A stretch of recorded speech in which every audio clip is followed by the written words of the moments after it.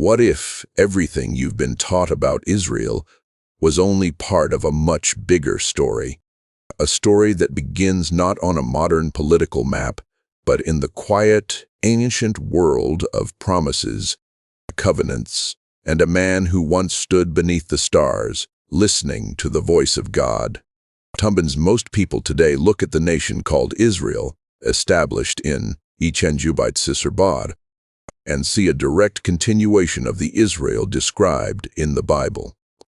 To them, it feels simple. God made a promise to Abraham, and this modern state must be the fulfillment of that promise. Because of that belief, many give their support without hesitation, convinced they are aligning themselves with God's plan.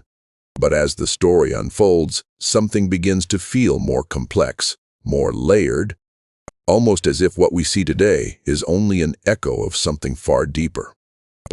Because the truth is, the Israel of the Bible was never just about land. It was never just about borders drawn on a map. It was about a relationship, a covenant between God and a people, a living, breathing connection built on obedience, faith, and identity. The land was part of it, yes, but it was never the whole story. To understand that, you have to go back, all the way back to Abraham. And in the book of Genesis, God makes a promise to him, a vast stretch of land, a future for his descendants, a legacy that would shape history itself. This land, known as Canaan, was not a small territory. It stretched far beyond what we now call Israel, touching regions that today belong to Lebanon, Jordan, Syria, and even parts of Egypt. It was expansive, almost overwhelming in its scope. But even then, the land came with something deeper attached to it. It wasn't simply given as property. It was tied to a covenant. God wasn't just giving Abraham territory. He was establishing. The land would be a place where his people lived in alignment with him, where their lives reflected his will. It was meant to be a physical expression of a spiritual truth. Without that connection, the land itself lost its meaning. And that's where the tension begins to emerge. Because when you fast forward thousands of years to the creation of the modern state of Israel, the context looks varied. This nation was born out of global politics, shaped by the aftermath of World War II, driven in part by a movement known as Zionism.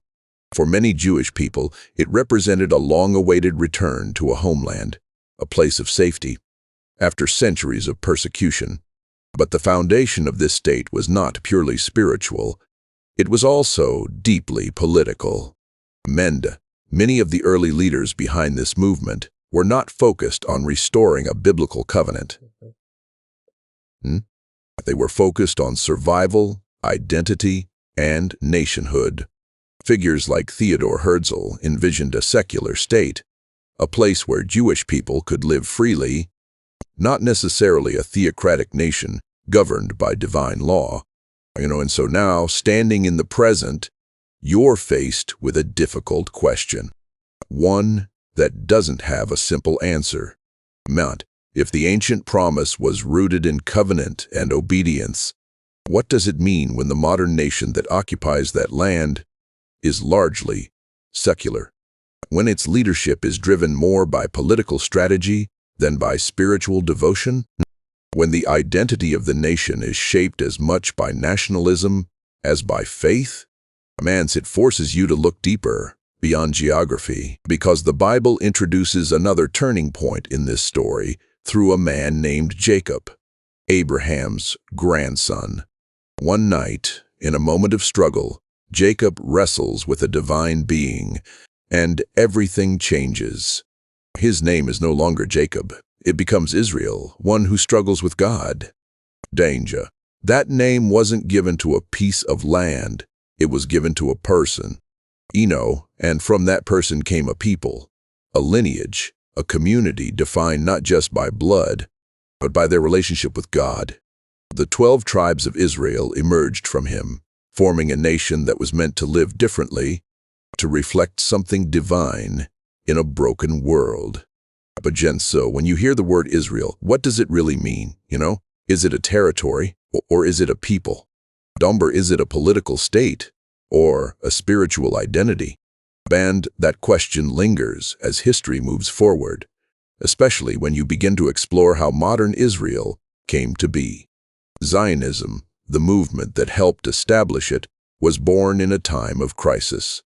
Jewish communities across Europe faced relentless persecution, and the idea of a homeland became not just a dream, but a necessity. Yet even within that movement, there was a divide. Some saw it as a fulfillment of prophecy. Others saw it as a practical solution to a political and humanitarian problem. And today, that complexity hasn't disappeared. It's only grown. Modern Israel is a nation of incredible diversity. There are deeply religious communities, yes, but also large segments of the population that are secular. The government operates within the realities of modern geopolitics, making decisions based on security, alliances, and survival in a region that has seen conflict for generations. And which leads to another question, one that many people wrestle with quietly. And when Christians support Israel today, what exactly are they supporting? Monster, is it the biblical idea of Israel, a people in covenant with God? Or is it a modern nation navigating political challenges like any other country? The lines begin to blur even more when you look back at the time of Jesus. His crucifixion is often misunderstood in this conversation. It wasn't carried out by a single group or a single nation in the way people sometimes imagine. It involved both Roman authority and certain religious leaders of that time. And yet, many of Jesus' earliest followers were Jewish themselves, men like Peter, John, and Paul. Tamja's history, once again, refuses to fit into simple categories. And as the narrative moves into the present day, the situation becomes even more layered. Conflicts in the region raise difficult moral questions about justice, about peace, about human suffering. Israel exists in a constant state of tension, surrounded by threats, yet also wielding significant military power. It is both vulnerable and strong, both defended and criticized. And for someone trying to follow faith in the middle of all this, it can feel overwhelming, because faith calls for truth, but the world offers competing narratives. Jump to some point to ancient scriptures and see prophecy unfolding in real time. Others caution against drawing quick conclusions, reminding us that not every political event is a direct fulfillment of divine plans. Passages in Ezekiel and Revelation speak of future conflicts involving Israel, of wars that seem almost unimaginable.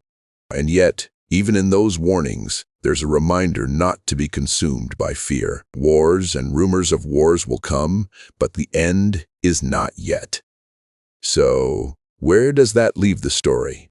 Gender, somewhere in the tension between what was promised and what is being lived out, between a covenant that demanded spiritual alignment and a modern state shaped by history, politics, and survival, between a name that once defined a man's struggle with God and a nation now at the center of global attention. And maybe the deeper question isn't just about Israel at all. Maybe it's about how we understand God's promises in a world that no longer looks like the one in which they were first spoken. Because the more you sit with that question, the more it begins to shift the focus away from maps and headlines and back towards something far more personal, far more spiritual. If Israel, at its core, was always meant to represent a people in relationship with God, then the story doesn't end with a nation. It continues through hearts, through lives, through those who choose to walk in alignment with Him, And that's where everything starts to deepen, because throughout the Bible, there's a quiet but powerful thread that runs beneath the surface, a shift from the physical to the spiritual. What began as a promise tied to land slowly unfolds into something that cannot be contained by borders. The prophets hinted at it. The teachings of Jesus made it undeniable, lent the idea that belonging to God was never just about ancestry. It was about faith. Then Jesus spoke of a kingdom that was not of this world. A kingdom not built with walls or defended by armies, but one that existed within and among those who followed him. And suddenly the definition of God's people began to expand in a way that challenged everything. People thought they understood. It was no longer just about being born into a lineage. It was about being transformed, And that transformation blurred the lines even further between what is physical and what is spiritual. Because if the true identity of Israel is rooted in a relationship with God, then it raises a question that echoes across time. Can a modern nation, shaped by politics and human decisions, fully embody something that was always meant to be spiritual? Is it possible that what we're seeing today is only a shadow of the original design? A reflection, but not the full reality? That doesn't make the modern state of Israel meaningless. Far from it. Its existence carries historical weight, cultural significance, and for many, deep emotional and religious importance. It stands as a testament to survival, to resilience, to a people who endured unimaginable hardship and still found a way back to a homeland. But at the same time, it exists within the same world as every other nation. A world marked by conflict, compromise, and the constant tension between power and principle, And that's where discernment becomes essential. Because supporting justice, seeking peace, and standing for truth were never meant to be selective. They were never meant to depend on which flag is involved or which side holds power. The call has always been higher than that, deeper than that. To look beyond identity labels and ask, does this reflect the heart of God? And that question becomes even more pressing when you consider how easily faith can become entangled with politics, how quickly spiritual conviction can turn into blind allegiance, how often people begin defending actions not because they are right, but because they believe they must. But truth doesn't need defending through silence, and faith was never meant to ignore injustice. And in the middle of all this, there's another layer. One that draws many people in with a sense of urgency. The idea of prophecy. The belief that what is happening in and around Israel today is part of a divine timeline, a countdown to something much greater. Banned passages describing wars, alliances, and global conflict seem to mirror modern events in unsettling ways. Names like Gog and Magog resurface in conversations. Nations are analyzed. Timelines are debated. And for a moment, it can feel like everything is accelerating toward a final chapter. But even here, there's a caution. Because while prophecy invites awareness, it was never meant to produce fear or obsession. It was meant to anchor faith, not destabilize it. To remind people that history is not random, that there is a purpose unfolding, even when it's not fully understood. And perhaps most importantly, it shifts the question away from when will it happen to something far more personal. And where do I stand in the middle of it? Because at the end of the day, the story of Israel, ancient or modern, is not just about a nation. It's about a relationship, a calling, a pattern that repeats itself in every generation, a people chosen.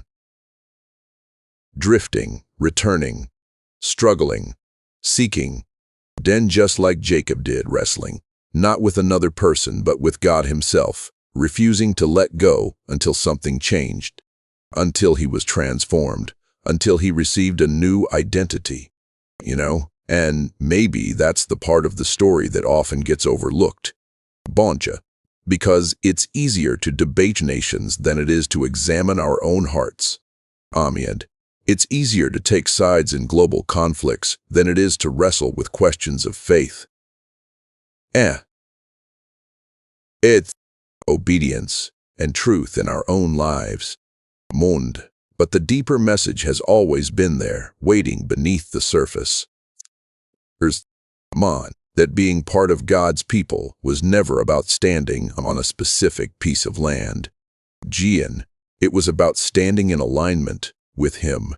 And as the world continues to watch Israel, analyzing every conflict, every alliance, every headline, the real story might be unfolding somewhere quieter, somewhere less visible, and in the lives of those who are still choosing to seek truth over tradition, who are willing to question what they've always assumed, who are not afraid to wrestle, just like Jacob did, because that's where the transformation begins. And that's where this story is far from over.